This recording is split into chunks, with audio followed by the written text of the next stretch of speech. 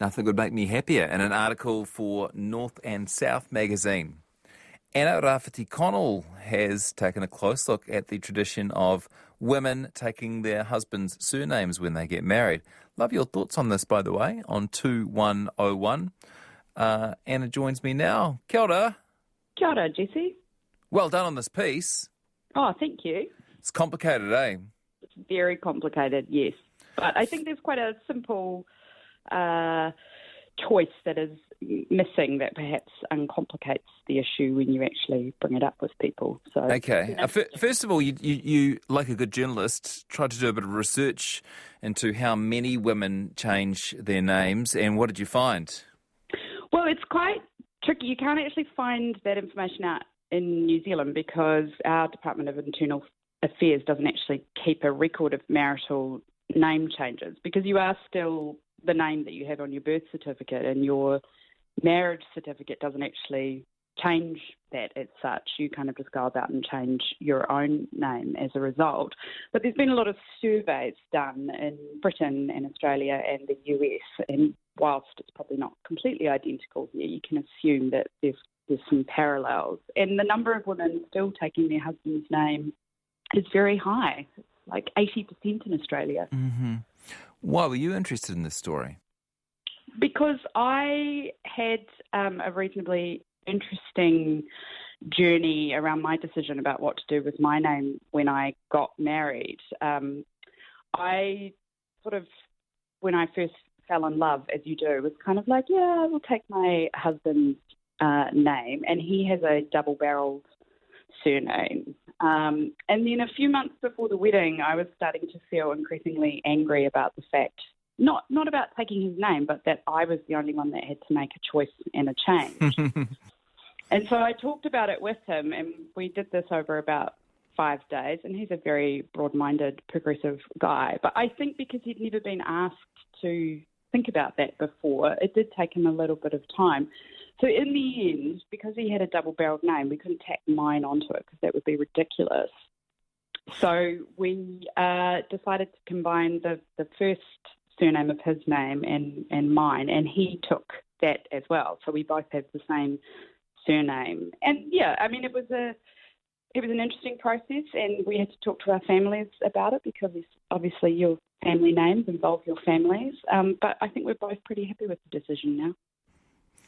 I love that your essay gave us a bit of a short history of feminism as well. Can you do that for us now? Yeah, I mean, I guess the call to sort of not change, women have changed, we were chattels for a long time, and we were given from our fathers to our potential husbands, and we took their names. And surnames are patronymic anyway. A lot of them are derived from, son of Peter or whatever.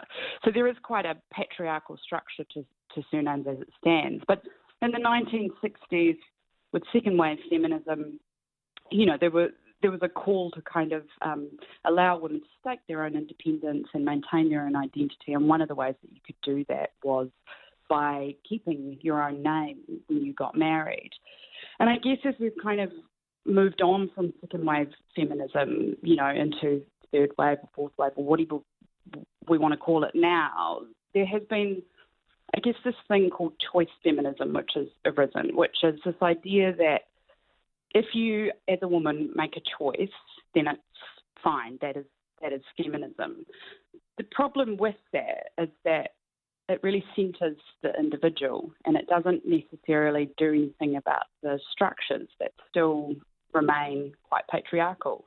And so whenever you have this conversation about surnames with women, the issue of choice comes up a lot. And I guess I wrote the piece because I'm very comfortable with people making their own choices. But the thing that has always struck me is that there is one choice that never seems to be on the table, and that is the husband taking the woman's name. Mm-hmm. And so for me, it's a great example of kind of, we can talk about feminism as choice, but if all the choices aren't on the table, have we really changed that much? In fact, sometimes you point out in your essay, choice can be a bit of an illusion. You can't choose to opt out of the world that you find yourself in. I think you had some great examples of spending money on beauty products, for example. It's your choice whether you do it or not, but you still find yourself in a world where, well, etc. You can say it better than me, I'm sure. Yeah, I mean, and look, I struggle with all this stuff every day. I mean, I buy stupid stuff for my eyebrows that are based on, Instagram trends for 13-year-olds, because we're all susceptible to that, right?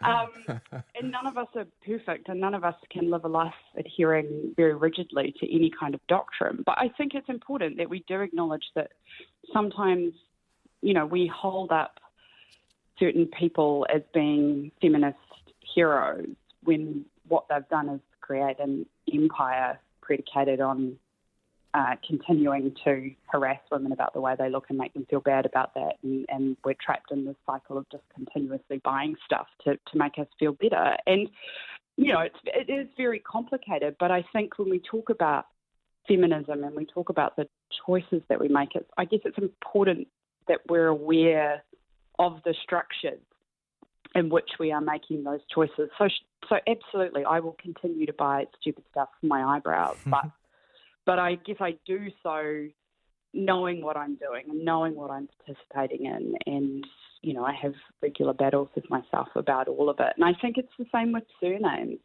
Really the whole point of that piece is just to put that idea on the table that choice is great, and we fought for it, and we have it in many ways. But if all the choices aren't there, then really do we have choice?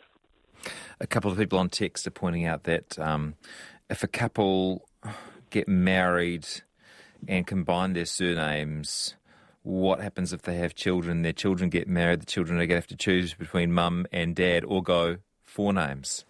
Yeah, I mean, I've had I think probably in the last 24 hours, that piece went online, I've had a lot of these different kind of scenarios. And look, I agree, we can't end up with surnames that are like 29 hyphens long. But I think, everybody can kind of make a rational, sensible decision about that and do something about that. And maybe we will then end up with kind of a little bit more equity in terms of surnames, as people have to juggle 3 double-barreled names. I don't know. But, there are always exceptions to the rules. I think it's just, I was just really stunned by how many people, didn't talk about whether or not their husband would take their name or whether there would be a sharing name that would go on.